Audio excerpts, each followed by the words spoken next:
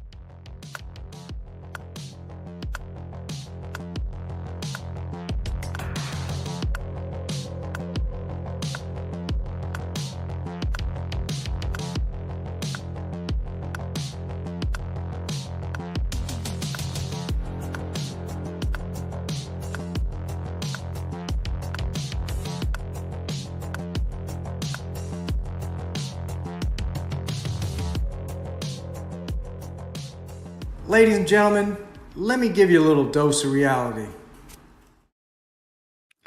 Hello, everybody. Welcome to Real Talk Fins Talk. I'm your host, Steve Malloy, and we do have a special guest tonight.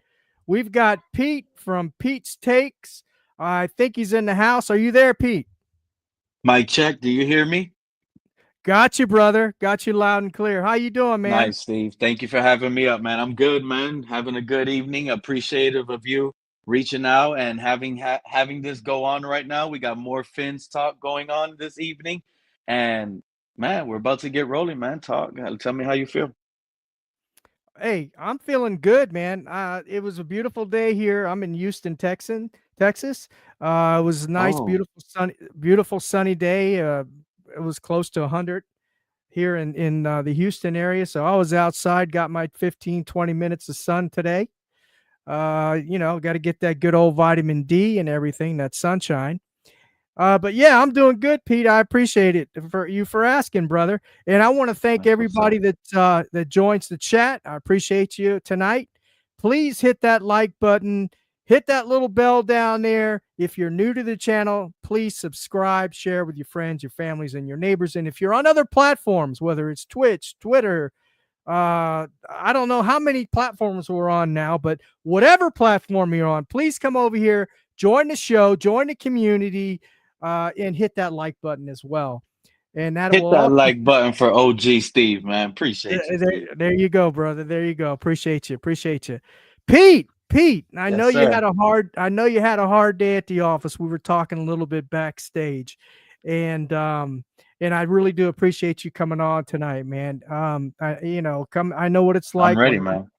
I'm retired now, but I know what it's like, working, taking care of family, and then rushing, and then boom, you just walked in the door and you hopped on. So I appreciate that, brother. Come on the show. That you're amazing. Appreciate that. That's exactly how it happens, Steve.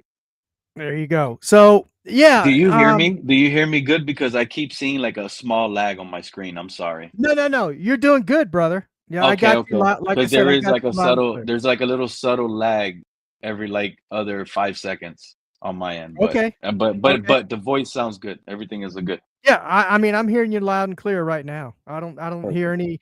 any, doesn't seem like you're lagging here. You're coming in fine here. But yeah, so they had mandatory mini camp today. That has started, and that's been going. Now the two Day one. uh, day one, the no shows today were Jono Smith and Jalen Ramsey, of course, but we knew about that. And Sealer was there. Sealer was there. I know we had concerns of whether Sealer was going to come to camp because I know he's wanting his money, his bag too, and rightly so. He deserves it. He's been a solid defensive tackle for us for a little while now. Quite some time, doesn't complain. He's blue collar worker, comes to work, does his thing. Frozen Fin Fan, thank you for joining tonight, brother. I see you there. Thank you. Make sure you guys check out Frozen Fin Fan. He's got a great show over there. YouTube channel, Frozen Fin Fan. Go over there and hit his subscribe button over there, our bell. Yeah, so they started the mini camps, and then they also of course they had their media day talks and all that kind of stuff. Now I didn't get to see everybody. I got to see McDaniel talk. I got to see Tua talk, and we'll go over that. But the first thing I want to ask you, Pete, is how are you feeling about this Miami Dolphins football team? What are your expectations for this year? Right now, I really feel good so far. My expectations are exactly what the team goals should be right now. Mentally, as a team, they should be thinking playoff win. That's the goal. And honestly, I think they did enough so far this offseason with moves that are currently still waiting to happen. That's just going to boost us up a little bit more. But I don't know. I'm feeling really high this year. Like heading into this year is one of the highest years that I've felt because of the comfortability I have with the backup quarterbacks on the roster that are just better than prior years. That alone, we keep the guys healthy with the return of Jalen Phillips, Bradley Chubb, the addition of Kenneth Grant. We have a really mean front. So, I mean, I expect really big things. And truth be told, Steve, I don't know about you, but I'm really high on this cornerback room the moment Jalen Ramsey is out. I like it. Young, physical, fast guys with size. I mean, the only guy that's not that doesn't have size is Kader Kohu, but he plays bigger than what he is. 5'10", that's a good decent size. He's our nickel. Everyone else 6 foot. We got arm. What's the what Johnson? 6'3". Isaiah Johnson. Yeah. Isaiah Johnson 6'3". Mhm. We got some guys. Cam Smith isn't short himself. He's 6 foot. Jason Marshall, like I mentioned, 6'1" from Florida. I think I'm really hyped up about this season, this roster, um, the way they addressed it, and I really feel confident about the cornerback room and everything else that people are like, you know, taking out of proportion, in my opinion, and making it worse than what it really is. Okay. And I agree as far as the moves they made this offseason. I agree with you on that. I think they made some really good moves. They did what they had to do. They got a nice physical, or at least it appears a big physical defensive tackle on Kenneth Grant. But not only that, but they tripled down on defensive tackle. They got Kenneth Grant, Jordan Phillips, and Zeke Biggers, who is a big guy as well. No pun intended. And then and so is Jordan Phillips. So I like those moves. I like Jonah Sebanaya. Yeah. I like him at guard. And then we got the big wide receiver, right? Westbrook and Ollie Gordon, the running back. Let's not forget that. So I like that. Okay, I like those. I like those moves that they made in in the draft and all that kind of stuff. I got that. And to be quite frank with you, I am a little concerned about the defensive backfield, including the cornerbacks and safeties. Um, the one that stands out to me, or that I do like, and he's a bit of a ball hog, and you might have mentioned this on your show, Pete Takes, is Ashton Davis. Ashton Yeah. Davis, he comes from the Jets. He hasn't had a lot of opportunities to start. He's been a spot player, rotational player coming in and everything. But what I like about him is he's had 8 interceptions in 3 years, I think it is, more than our safeties ever had, and Exactly. at least recently. And I think I have a feeling that he might be probably the standout there in the defensive backfield. Um, and he's a bit of a ball hawk, right? So we need Yep. we need a He. guy Yep. we need a guy like that, and that's something, Pete. And I don't know how you I feel. think he's a starter. No, I feel really good about Ashton Davis. He's Hmm. rangy, he's fast, he Hmm. has Yep. size. I mean, he's a freak athlete. He really is. I believe he ran a 4.3, if I'm not mistaken. At his size, I mean, how big is he? 6'2", 220 pounds. This is probably Uh, one of the highest ceiling safeties we've had. And truth be told, I do believe we upgraded at least at physicality at the safety position when it comes to Javon Holland. Ashton hmm. Davis hits harder. He gets to spots faster because he's faster than Javon Hmm. and got more turnovers. That's what the difference maker is going to be this upcoming season, in my opinion. We're going to Hmm. get more turnovers. Offenses are going to be tempted to test these these cornerbacks. And that's where I think these guys are going to come in and excel. I really do. We're going to have turnover opportunities week in and week out. Like here's the other thing that I want people to to realize. Mhm. We don't have the names at cornerback, but what are we so worried about? We play the Colts week 1. Daniel Jones an elite, accurate quarterback in this league, or is he not known to be turnover prone? No, he's not elite, and but I would rather have Anthony Richardson start than Anthony Jones. I think Anthony Jones in his mobility and his passing ability, he's more of a threat to me than Anthony Richardson. That's just me. But think about the weapons he's passing to: Alec Pierce, Mhm. Joshua Downs, Cater Kohu's eating that guy up, and Michael Pittman Jr. Storm Duck could lock down Michael Pittman. Well, Marshall could remember handle Pierce. Cater can remember handle Downs. Now they got a remember that tight end. right. Yes. Well, you remember they drafted Tyler Warren. Ashton Davis has that guy locked down. Oh, Pete, I And then hope we you're got right, week brother. 2. And then but listen to the names I just threw at you. That those guys aren't elite receivers that we have to be concerned about. Now you got week 2 Patriots. Are we worried about broken legged Stephon Diggs right now? That's all they have at receiver. So if our cornerback room is trash, week 3, oh my God, we play Buffalo.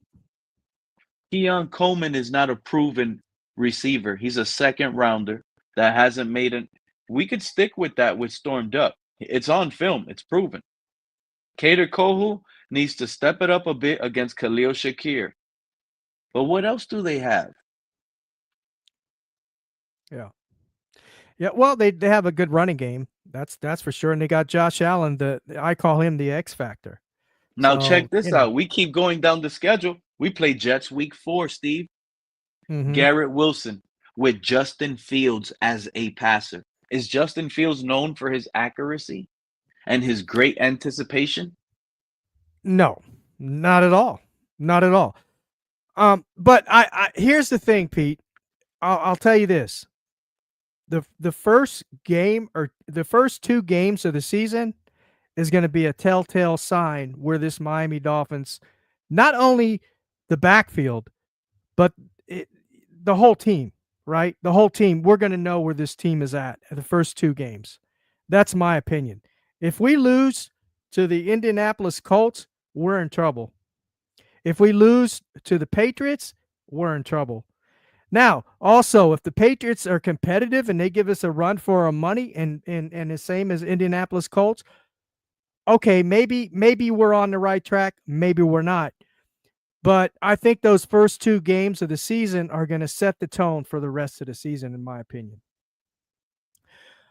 Um, Colts and so Patriots.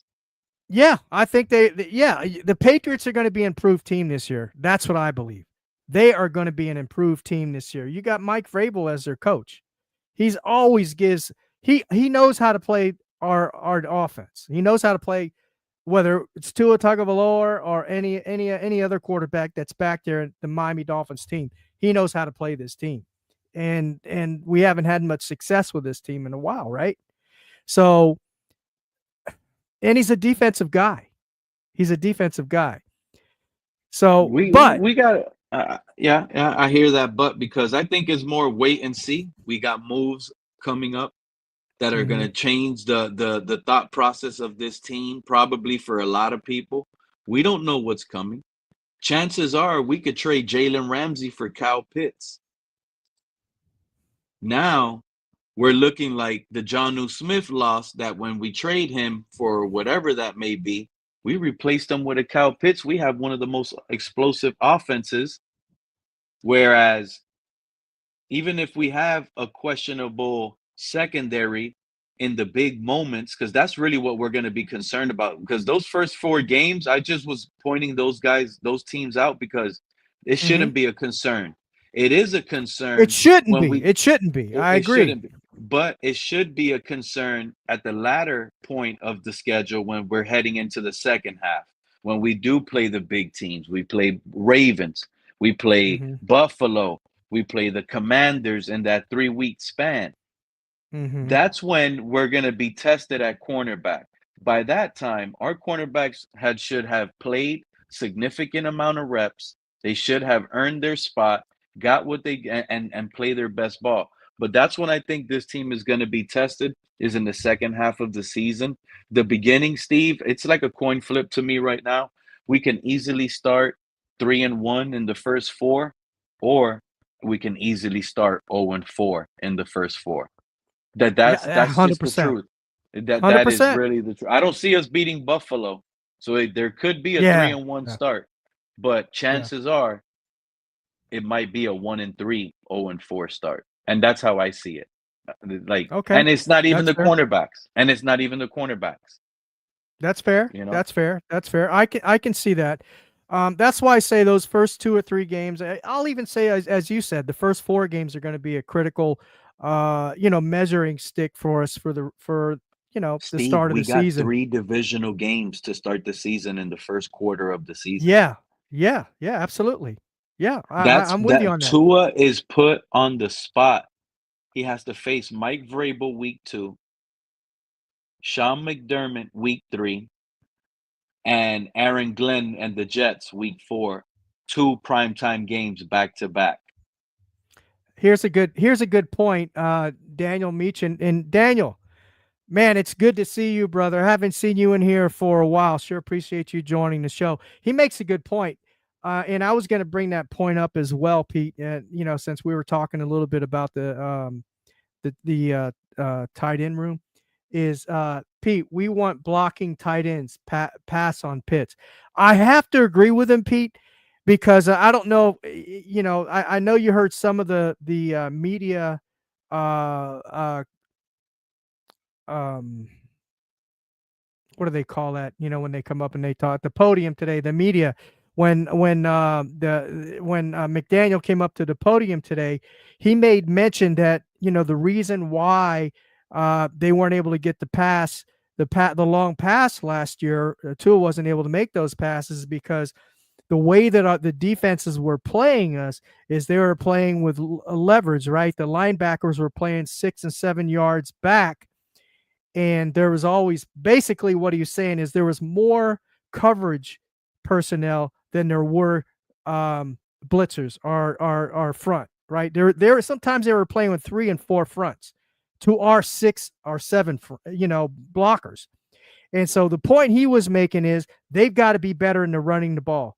And that's what's going to open up the lanes and bringing these guys up and have to have left coverage personnel so these wide receivers can get open. At least that's what it's supposed to do in theory.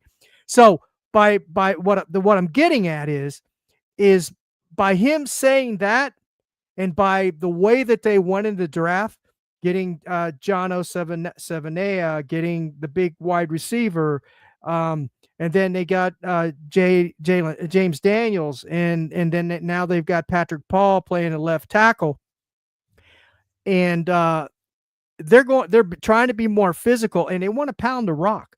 So what does that mean? That means that they're not going to use a lot of the two tight end sets. They're trying not to use the two tight end sets this year. Are they and they want to be more of a traditional type of offense. Now, yes, is there going to be more? Is there going to still be motions and things like that? Yes, because that's part of the West Coast offense, right? But I think they're going to be trying to pound the rock more, and they want those big physical tight ends, right? Those big blockers like Brown, like Julian Hill. Now, Tanner Connor, he's going to be like Tanner Connor runs a 4.3 40. So he's a fast guy, put on some weight this year. He's a little bigger. He's going to be the pass catching tight end. Okay. If he makes the cut, which I think he will. And then you've got Conyers too, right? The tight end from Texas. He's another good pass catching tight end, and he's fairly good blocker. So I kind of agree with Daniel on this, Pete. What say you about that?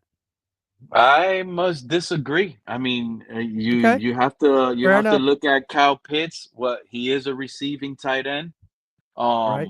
Jonnu Smith was not a good pass blocking, run blocking tight end himself. He lacked Mm-mm. that. And Julian Hill is the best blocking tight end we have on the team. So we can Yeah. still run the two tight end sets, whereas Kyle Pitts can move in motion, get in the slot, move an outside linebacker out there and get a mismatch. Force a team to put a corner when he's out there. Now teams might not want to be in nickel with our trio receivers because now he makes it almost like four receivers. He might Mm-hmm. getting Kyle Pitts here is probably lighting up that box, making defenses go into dime defenses.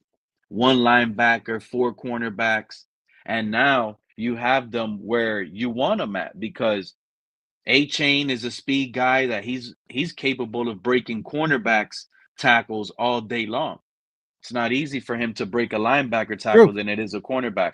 So True. True. I mean, I kind of like the fit Cal Pitts will be here in Miami with this offense. How he Tyreek opens him up. I mean, does Cal Pitts open up Jalen Waddle even more now, or does Waddle open up Cal Pitts now? You see, like Yeah. we have so many weapons to choose from that we can scare teams based on that alone. Well, I don't think anybody's scared of Achan. They're not scared of Achan. They're not going to be scared of Kyle Pitts. They're not going to be scared of Westbrook. They're going to be scared of Waddle and and Hill. That's who teams are fearful of, right? And we know about Tua. Nobody's scared of Tua.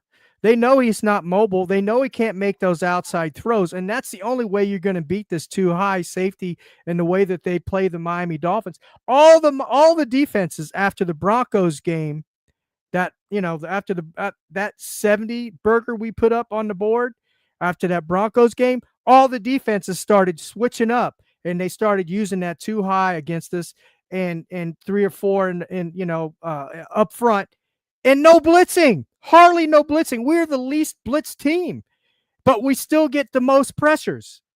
Why? Why? Kyle Pitts would definitely work through that middle of the cover too. He could eat through that seam in the middle. He's I but know they but they but they we're they going overclog he it with he Tua because of what right, you said, how right, they shade inside more on defense because they right. they want to pay attention to the middle with Tua. And you're absolutely right with that, but there's ways around it. There's ways that, Tua, how he utilizes the flats, the jet sweeps, the guys underneath to eat on the sideline with Yak, catch him on the run. You see how that works. So Yeah. it's a system, Steve, that I don't like the scheme. I've wanted to jump off it for 2, 3 years. Now you hear guys blatantly say it on national media, now on major platforms that the offense is figured out, and it's like, how can this offense be figured out and everyone be okay with it? Because in my opinion, it's figured out because the tape is out on limitations on the quarterback. So you can 100%. be That's we could one be of a them. good Yes. running team. You mentioned his name, Ollie Gordon. Ollie Gordon could be doing great, but it's not easy to run in goal line when there's big bodies all over. Now it gets tough with these skill sets of weapons we have offensively. We should be able to score easily through the air in the red zone, and that shouldn't be an excuse of size or anything based on mismatches we would have Right. across the board. Right. Well, I mean, we had mismatches last year, supposedly, right? We had John O. Smith. I mean, hell, he had a career year with the Miami Dolphins. I mean, you think Kyle Pitts is going to have a year like Jono did? The only reason why Jono had a big career year in Miami is because he benefited off that 11 personnel, the two tight end sets. That's the only way. That's the only reason why he benefited, He was the right? check down merchant. That guy caught Yes, that's everything what I'm too. saying. Julian That's what I'm Hill can saying. do what John Smith did. Catching everything near the line of scrimmage, he didn't do nothing. Okay, versus the Jets, the overtime touchdown catch. That was great. But what other game do you remember him catching a pass downfield? like literally catching a pass downfield, 18 yards downfield, he caught it, and now he ran a little bit, or he didn't even need yak. He caught the ball 18 yards downfield. When you ever seen him do that? Right. Other Right. than the No. Jets. Everything Yep. was simple. He's the check down merchant. He got all those receptions and he didn't even eclipse 1,000 yards. I believe Cal Pitts is capable of having like 15, 17 yard per catch here with his size and his skill set. Whereas he can get 60 catches, have less catches than Janu, but produce more yards and probably will amount to more touchdowns. Right. Well, here's the thing. Here's the thing, man. We tried that with Jono, and you might be right about Kyle Pitts. Okay, assume that you're right. Okay, we don't know. We don't have any evidence of that. But Here's the let's thing: say. if we're talking about receiving weapon Mhm. as a receiving weapon, just look at the players. Look at both of them. Who do you think is more of a weapon receiving wise, Cal Pitts or John Smith? I think it's Cal Pitts, but some people are gonna say No, John Smith. I would say it would be Kyle Pitts too. But my point is what I'm trying to make is we are look. McDaniel said they're trying. Well, he didn't say it outright, but basically, by what he said in his comments, and you can just by their actions this year, they want to be more physical. They want to be able to pound the rock, run the ball, and that's what they feel is going to open up the wide receivers. And guess who the wide receivers are? Hill and Waddle. That's who. Those are the guys that are getting all the plays. The plays are designed for Hill and Waddle. The plays are not designed. They're not going to be designed for Kyle Pitts. The play is not if he's here. That's not going to be designed for Westbrook. The plays are not going to be designed. Well, maybe Westbrook because he's going to be our third wide receiver, right? But the play's not designed for Malik Washington or any of those fourth and fifth wide receivers or fifth options. The plays are not specifically designed for them. The plays are specifically designed for Hill and Waddle. That's it. So by bringing Kyle Pitts in here with the way that this Dolphins offense, I'm speaking of, the direction that they want to take or want to go in their trajectory, and just by their telltale signs of what they did this offseason, they don't want a Kyle Pitts. They want a Brown. They want what is his name? I don't know how to pronounce his first name. Brown. And then you got Julian Hill. That's what they want. And then maybe put a Connor Williams. Put a Tanner Connor in there, for pass downs or something like that. But then if they do that, then we're falling into the same Jazeki trap, right? Remember what we did with him? It was a tell. He came in, he didn't You know, block. you He didn't come in for blocking. you just opened up my mind. Let's say, for example, we go the route you're saying right now with Pharaoh Brown and Julian Hill. You know who's gonna Mm-hmm. have to take that up stick of tight end catches? Alec Ingold. Alec Ingold is gonna have to give us more receiving wise if we do trend in the stronger tight end roles. You see what I'm saying? Because Yeah, Alec Ingold is already a major impact in the run game with his run blocking. yeah, for He's a sure, great hundred run percent, blocker.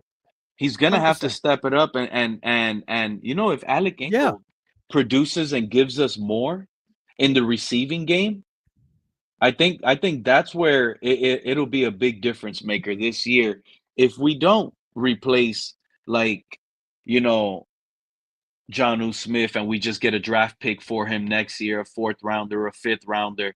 I can see us basically what you just said, use Pharaoh Brown, use Julian Hill blocking more, and Alec Ingold could be the extra receiving weapon that we didn't use. I can right. see that. Yeah, Alec Ingold, he's been used as a receiver, but not as much. But yeah, I think they're going to. Look, they're not going to get away from this scheme or this system. They're not.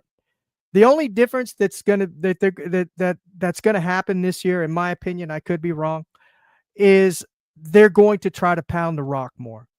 Okay, and that's it. That's what they're going to do. They're going to try to pound the rock, because Daniel made a great point again. Daniel, you're making some good points tonight. He said McDaniel said today, and I heard this too in the presser, no run game equals to no explosive plays. So basically, what he's saying is they're going to pound the rock, and if they can get that running game going, then those plays will open up, and they can have those explosive plays for the wide receivers. But here's the thing with that, and I know folks are they're gonna hurt a lot of You people's know how feelings. bad that sounds, Steve? No. Let me make this point real quick, Pete. People are going to get a lot of feelings hurt, some, not all, but some, when I say this. But the only way that's going to work with pounding the rock and getting those receivers open is if you have a quarterback that has a strong arm and can make the outside the numbers throws and is can go off script. We don't have that. I'm sorry, but people, they're the people think that because we're going to have a great offensive line now, and we're going to pound the rock, that all of a sudden Tua's going to be able to be mobile, create off script without getting hurt, and throw the rock downfield or throw outside the numbers. It's not going to happen, ladies and gentlemen. We've seen this show before. It doesn't One-on-one work. coverage, Tua just pops it up. He's going to pop it up. And now the NFL knows to look back. Cornerbacks know to look back when they play Tua. You don't have to chase for a full 7 seconds, 5 seconds as a cornerback. With Tua, you got to look back in that 2.5, 3.2 second mark of the play post Hell, snap. less than that, Pete. Less than Yeah, that. you got to We start we looking were back. we were throwing the ball 2.01 seconds last year. True. 2.01 seconds. And that we had Tua threw the ball quicker last year than he even did the year before that.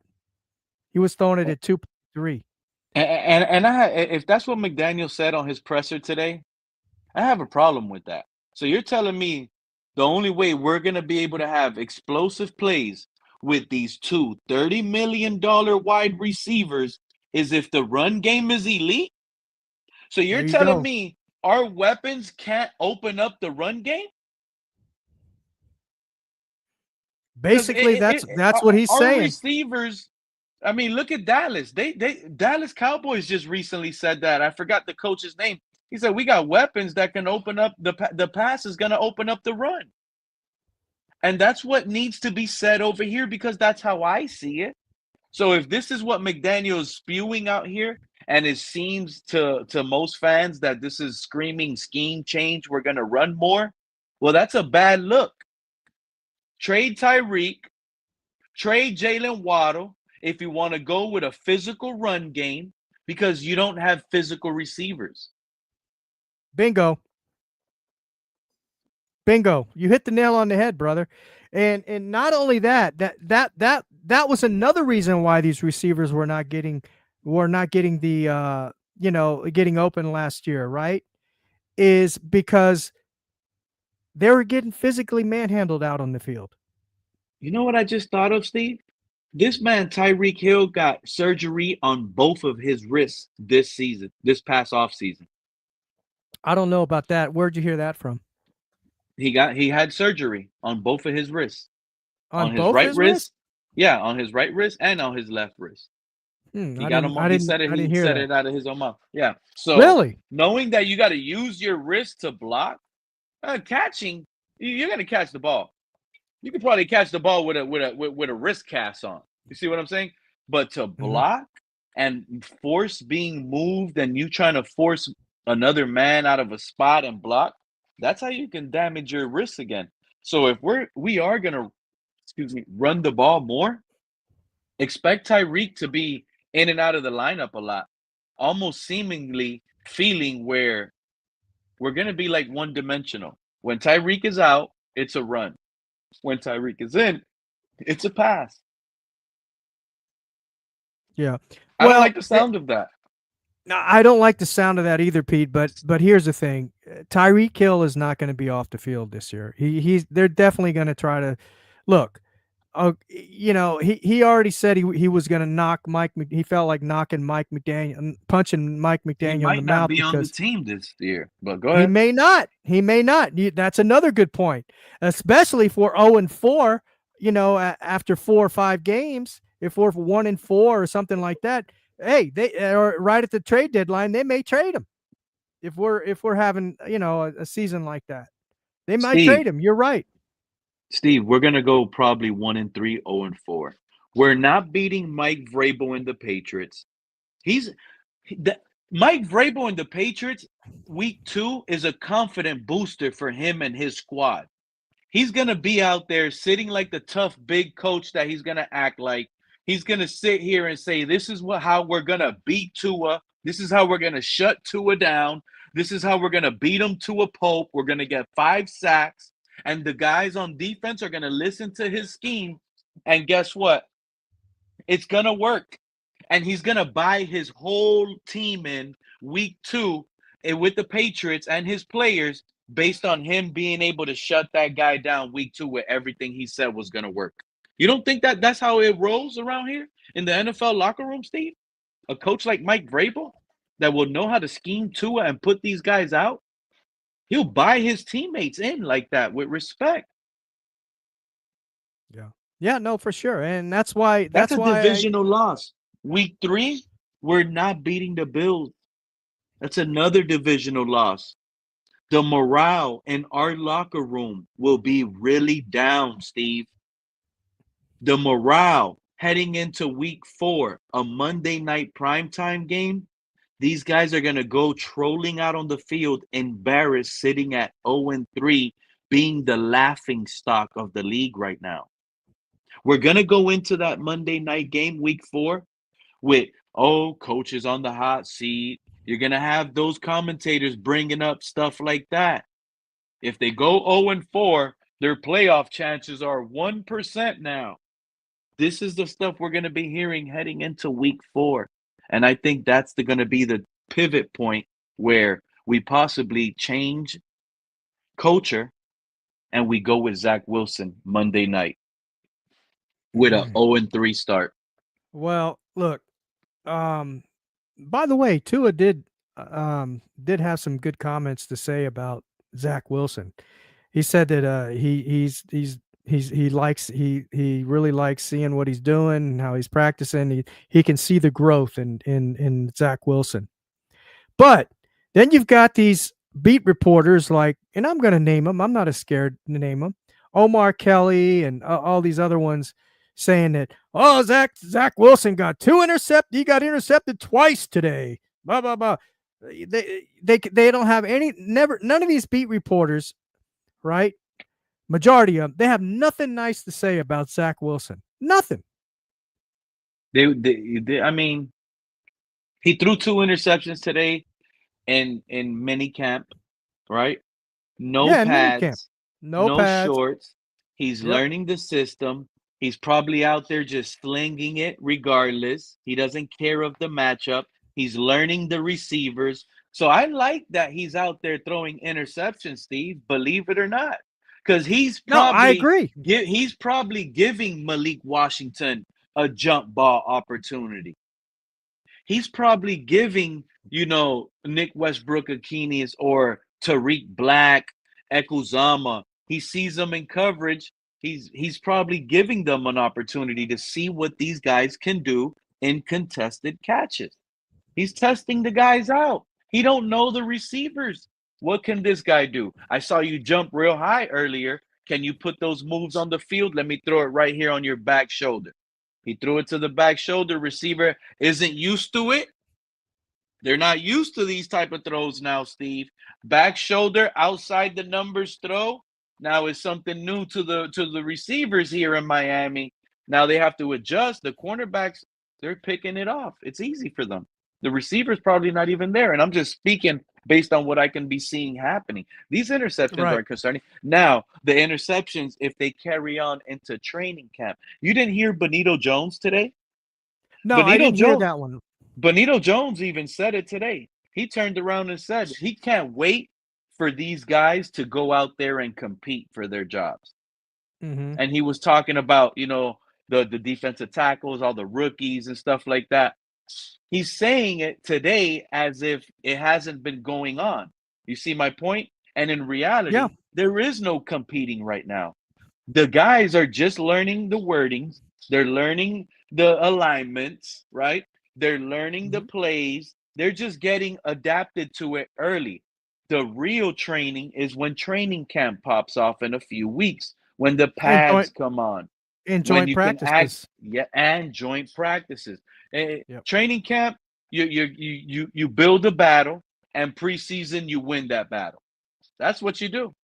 That's how it happens. In training camp, if you're a third stringer, you start making plays. Now you're moving to second, possibly making noise to first. If that position is open like that in open competition, you got to have an outstanding preseason. People tell you Yeah. preseason doesn't matter, but jobs are won sometimes in preseason. No, I agree. Preseason does matter, and the joint practices matter even more, in my opinion. Yes. But here's the thing. Um, just to give you a little perspective on some of these beat reporters, they'll make reports and stuff like that. They're doing their job. Okay, they're making a report and everything, but they don't get into details. They don't get into the nuts and bolts of why it happened, how it happened, and all that. And here's one that I want to tell you, and in the chat as well. And again, thank you everybody for joining tonight. I see everybody in there. Armando, Raphael. I saw Cap for Life in there. Vince Tailgate was in there. Shout out to Cap, all of Yeah, those guys. Cap Report, baby. He was in there. And others that I saw in there. I appreciate you for joining tonight. Make sure you hit that like button. Yeah, so I was watching the Dolphins Collective, okay, which I do watch other podcasts and things like that, and try to support the community. And the only reason really why I watch the Dolphins Collective is I like Doug Lee, I like TD Fins Talk. They're down to earth. They're guys just like us, right? They're not getting paid to report. Well, I forgot who. I think it was Omar Kelly made a comment about, oh, Zach. Well, this was last week. Oh, Zach Wilson, he got intercepted. Blah blah blah. He's not looking good. Blah blah blah. And TD says, "What do you mean he got intercepted?" Oh, okay. Well, what Omar Kelly didn't say was the interception was made out of bounds. It was out of bounds. So Maybe he one was of Zach throwing the Wilson's interceptions were out of was bounds. out of bounds. Was out of bounds. The guy was out of bounds when he caught the ball. Maybe he was throwing the ball away or whatever, or it wasn't a good throw. But either way, it was made out of bounds. It wasn't made within the playing field, I was inside the close to playing field. outside the numbers. I was close. Assuming Yeah, a there you style go. interception, I was close. It happened outside the numbers. Wow. Exactly. Exactly. So yeah. So they report, but they see. This is the reason why I started Real Talk Fence Talk, Pete, is because I saw a lot of this crap from these beat reporters talking about players, hyping them up, blah blah blah, and then some players that they didn't favor too well, they didn't give a favorable report on. They were biased, right? They didn't give a good report on, right? Yep. And that's what I didn't like. And they were and a lot of times they were freaking lying. And to prove that they Lying. were lying, even Omar Kelly uh, admitted to lying about the time when what was it, the what was the guy, the guard that used to play for us back in the day, Richie Incarnito and Jonathan Richie Martin. Incognito, Jonathan Martin. They lied about that. He said, "Well, I had to lie about it." Blah blah blah blah blah. He admitted it. Oh, but he had to, he said? That's what he said. Or He admitted or it. he wanted to. Well, he says they had to basically lie about it. He lied about it. So that's the reason why I'm doing Real Talk Fence Talk, because I'm going to be honest with people, whether my opinions are right or wrong. At least I'm being sincere, I'm being genuine, and I'm being honest. And nobody's paying me. Nobody's telling me what to say or not say. So that's why I started Real Talk Fence Talk. I got sick and tired of that bull crap. And I think you were similar, kind of similar circumstances why you started Pete Steaks, Oh right? yeah, yeah, yeah, yeah. It's similar, pretty much, almost to not hearing what I like everywhere, and then YouTube. I realized, links could be dropped, and everyone had a show where they would drop the link, and we would get up there, and then it kind of like died down for a bit, Steve. No, Read there that weren't no comment. more. Read that comment. As That's a exactly media what he said. member, you had to report things you knew were lies. There you go. Omar Kelly. There you go. Wow. That's Shout what he out to said. Seahawks. Yeah, thank you, I brother, mean, how for can you that report things you knew comment. were lies? You could There shut you the go. report down by stating the facts. They're just running for clicks. And that's a bad look. That's a bad look. And I've said this, and Steve, this is what, like, a part of me tells me these two ears, they did it for clicks. Some of these two ears created shows, rode real high for Tua, praised them, sold them to the fan base, and they when they were selling it, they saw their numbers, their popularity, their subscribers, their followers going up with it, and they got happy about that, and they ran with it. Regardless, like how you said, they can see the game and know it's a bad pass, but they're gonna make up their excuse to protect Tua to sound good, and that honestly I think has been like bad for us real fans, that when we are not being Homer and we're just giving our real thought of what's going on, now you're looked at as a hater. You're a hater. Exactly. Oh, Exactly. you're Tua doesn't have a weak arm. You hater. Look at him throw this bomb right here. You're a Oh, you should hater. have You seen. don't know football. And Hey, it's like, Pete, wow. you should have seen the video they had on X today. Tua threw a pass to Malik Washington, I saw it to and Malik they said, Washington. Yeah. "Did you see that?" And they called Who's it a bomb. 33? Marshall, the rookie, right? That's the rookie. He got burnt. But here's the thing. Here's the thing. Again, it's training camp. I don't really look into that too much. They're learning, like you said, they're learning the schemes, they're learning the playbook, they're learning the speed of the game, whatever. But what yeah, and they made it out to like, oh my God. Again, I hate to keep bringing this man's name up. Omar Kelly says, see, and everybody says Tua can't throw a bomb. It was a freaking 25 or 30-yard pass, and Malik Washington, well, you saw it, ran the rest of the Yeah. 25 yards down the field. Come on, man. Nobody's saying he can't throw a bomb. But the problem with it is the velocity of that bomb. It takes forever in a day to get there, and sometimes it comes short, comes up Yep. short. Yep. Okay, 1000%. so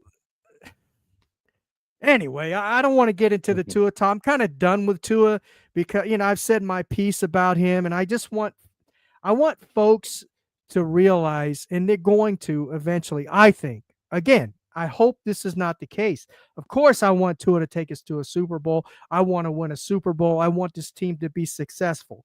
Okay. When I'm on this podcast and I'm talking about our Dolphins, I gotta be objective, right?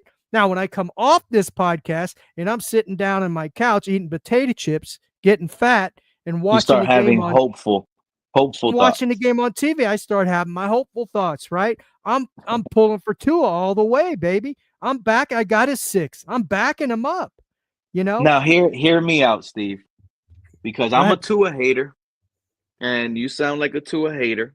We're labeled that by I'm whether we labeled a like it or Tua not, hater, but whether I'm we not agree I with don't it. hate anybody. But that's what I'm saying. Even though we agree, you're labeled it. You're stamped like a cow. You are stamped, my guy. But here's the thing. Let's say Tua has what he did the last 3 years, and he puts all past 3 seasons in one. He leads the league in completion percentage, QBR, and passing yards. He's able to do all three in one. Right. Where do you think? And plays the full season. And plays the full season, Steve. Yeah. Where do you think this Tua can get us? What do you think this Tua is now? Is he our franchise guy? You know, I'm really a good question, and I'm starting to believe, um, just by the Dolphins organization, their actions, that I don't think they have as much faith in Tua as they did when for Mike McDaniel first got hired. I think they're seeing. I think they're starting to see the light a little bit. You know, that light is starting to brighten up a little Flicker? bit now. Yeah, it's starting to flicker. You know, and I think the last straw for Tua Tagovailoa for this Miami Dolphins organization, or for him and this Miami Dolphins organization, is if he gets hurt again. If he gets hurt again this year, that might just be the last straw for Mike McDaniel and Tua Tagovailoa. It's it feels that way, okay? It For feels sure. that way. Now I might But be wrong, but that's the but way I'm feeling. but there's a chance that we're both wrong because I feel that way too. But let's say this 6 year Tua, 4 years in the same McDaniel scheme. Year one, he had an okay season. Year two, he exploded because he took deeper shots. And this past year, year three, he was a tight end check down merchant again, and he got injured. But he still had a good passer rating. He understanding. If he puts all 3 years into one, I think we're talking about a Drew Brees here, Steve. A Drew Brees, because now he's like this guy just really needs to stay healthy. And I can't believe I'm saying this, but you don't really need an off script quarterback when you have one that is mentally capable of knowing every defense and beating that defense with that call pre snap. If Tua's winning pre snap every defense because he's seen it all, like for example, week three, that's going to be the Mhm, biggest game. You know what? You know, Sean McDermott confuses him, rattles him, disguises mhm. that defense. He crowds everybody at the line of scrimmage. Next thing you know, they back up. Tua gets frantic. What if we get a week three Tua where he's just slicing, looking calm, and just matriculating and moving the ball downfield versus Buffalo with no panic, all poise? Well, There's a chance we get that Tua. and I hope we do. I hope we do, but I'm still waiting, If that Tua but I comes, hope we do. if that Tua shows up this year, which I've never felt this way about Tua, but for some odd reason, the light is starting to flicker on my end as well, because realizing how important it is for Mike McDaniel's scheme to have a really good timing and rhythm passer. When you're talking about scheme, Mike McDaniel is relying on a really like a blind passer of the ball. Tua could probably play with his eyes blind and just snap the ball and pass it to a spot where it needs to be dropped.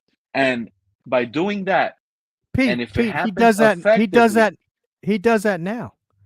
I know that's all he does. That's his game.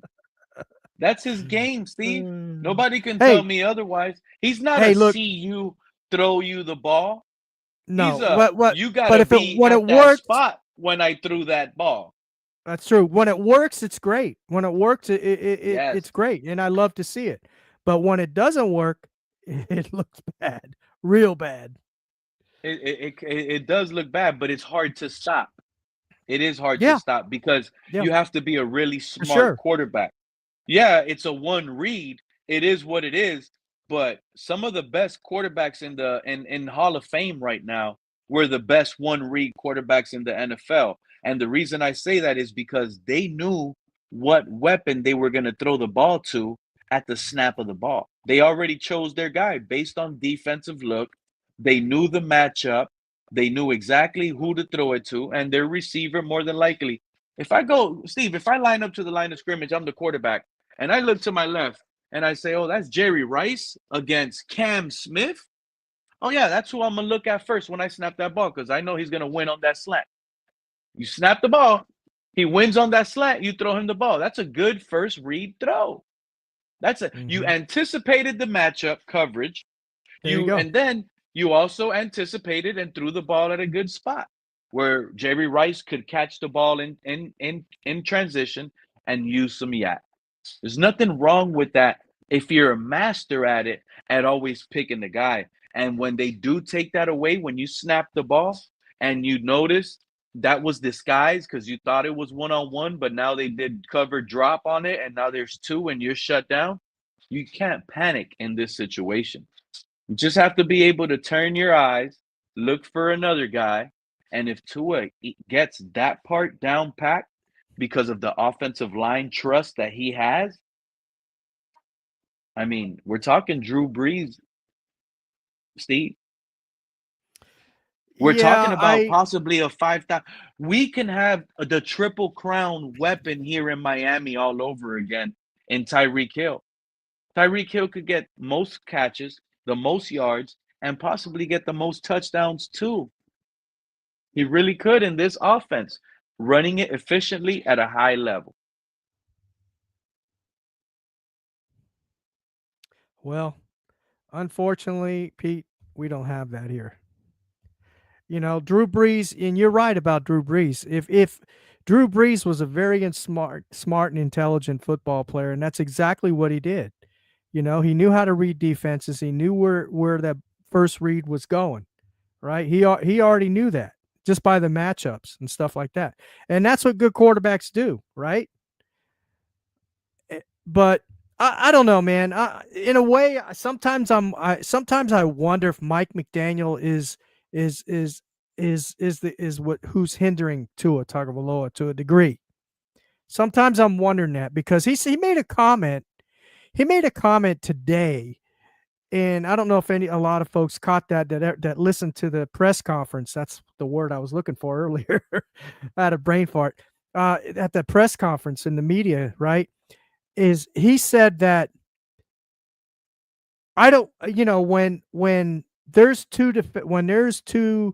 when there's two defenders, I guess he was saying when there's two defenders that are covering the receiver, um, he doesn't want to tell Tua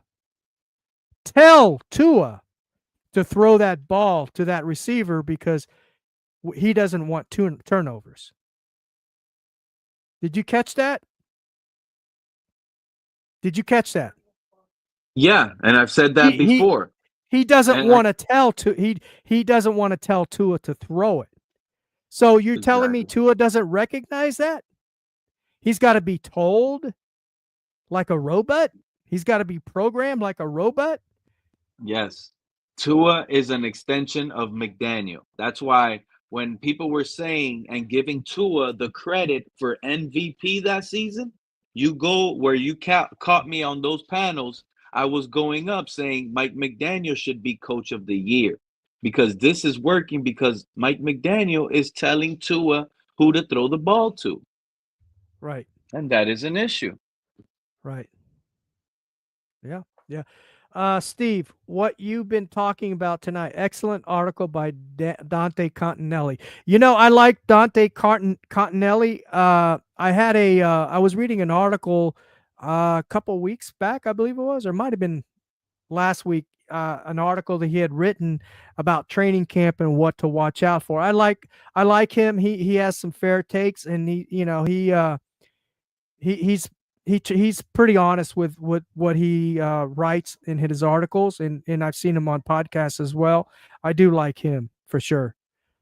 Uh, Tua has 44 interceptions along with 36 fumbles. Yeah, that's not good. That's not good, Cap. Thanks for Cap that for Cap life. report. Cap That's a report. cap Thanks for report that. right there. That's a Cap report right there, brother. He's a Okay, turnover Pete. prone quarterback. He Yeah, really is. for sure. For sure. Hey, but Steve, I Yeah, do go thank ahead. you for having me up on your show today, man. I've had a blast today, Oh, hearing yeah, your man. thoughts. Haven't Yeah, for haven't sure. haven't been able to catch you around lately, but I always appreciate you. I always like your show. I always hit it whether I watch it the whole thing or not. You know, life is Well, crazy, but well, I I thank love thank to you for that. I love to catch all of you guys and listen to the Dolphins community. I like to hear the thoughts. You know, now that Drew Brees take, I'm just pushing it, saying if he's able to get it mentally up there, which I highly doubt. But all I'm pointing out is it's bigger than just if Tua can stay healthy in our team. You see what I'm Yeah, saying? I agree. Like I'm I at a agree. point where as bad as it sounds is I it's I think we're better off without Tua healthy. Like, you know what I'm saying? Like Well, lose your yeah, job. I'd rather it be open quarterback competition right now and he loses it clearly to Zach Wilson so we don't have to see Tua get healthy. Because at some point, I mean, get hurt. Because at some point in the season, as sad as it sounds, we're gonna witness this man get down, get hurt, and we don't want to see him flopping all over again, looking, like being stretchered out. These are concerns. These are yeah, it is concerns. concerns. I hope that doesn't happen because really I do like any human being really, but I don't want that on anyone. But Tua is a very nice person. I met him, and he's a humble guy. When I at least when I saw him and everything, he seemed to be a humble guy. Kind of, shook my hand and everything, and but I do wish this hat I'm wearing, a matter of fact, was How autographed did by his him. hands So feel? He had a strong grip on you, Steve? no, no, not really, not really. He just kind of, just a not a real hard handshake. I like to shake hands hard. I kind of squeeze the hand if I can. Just kind of it was a nice handshake, but I mean, it You wasn't were anything scared like to squeeze his hand because you didn't. He gave you the left hand. You were like, I he does. can't hurt my own I will. quarterback I will. now. That's right. I will tell you this. He doesn't have big hands. I mean, they're not. Like his legs. You see his legs, how thick they are, and Yeah, everything. yeah. When you look at his hands, you're like, whoa, what? How'd that happen? But anyway, let's not talk about our quarterback, all right? But anyway, Pete, yeah, hey, I'm gonna let you go, brother. I know you just had a hard, hectic day at work, and you got to spend some time with the family, Steve, probably dinner and anytime, all that man. good You stuff. hit me up, So reach out, and any if I got time like I did today, I'll be more than happy to help you. And it could only get better in season when we get better news and we get actual things. Keep it up, man. I appreciate what you got going on over here. I think we all do. And we're gonna continue to support, and that's how it's gonna roll. We support all of each other, and it's just it stays. We need each other because for if we sure. don't have each other, then it's not entertaining. That's the way I feel. So support everybody so it keeps rolling and it stays entertaining for each and every single one of us. So you Yeah, you guys in the 100%. chat have a good evening. Steve, you have yourself a good evening. Appreciate chopping it up to you and fins up. Thank you, brother. Thanks again, and I appreciate it. And make sure you go watch Pete's takes on his YouTube channel, and give him a subscribe and a like. And I'm sure you'll enjoy the show. It's definitely different, definitely unique. But as he said, he supports the community, and he lets folks go up there on the panel and discuss and talk about anything Dolphins. And they have disagreements and everything, but hey, it's football, and that's what's going to happen, right? Not everybody's going to agree on everything, but I will say this: remember, we may not always agree everything Miami Dolphins, but there's one thing we can agree on: we are all Dolphins. So with that, Pete, and everybody in the chat, thank you for joining tonight. Make sure you hit that like button as you go out. God bless, and remember, Dolphins number one, baby. Dolphins.